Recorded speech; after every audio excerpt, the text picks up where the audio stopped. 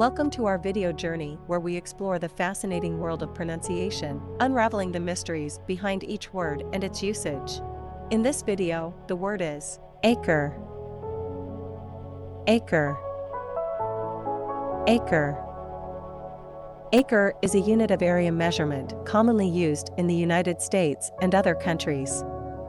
1 acre is equal to 43,560 square feet or approximately 4,047 square meters. It is often used for measuring land, particularly in agriculture and real estate. Here are some examples. Example number 1. The farm spans several acres of fertile land, perfect for cultivating crops. Why acre is used in example number 1. Acre is used to quantify the size of the land. Example number 2. Historical records show that the land grant was for 500 acres.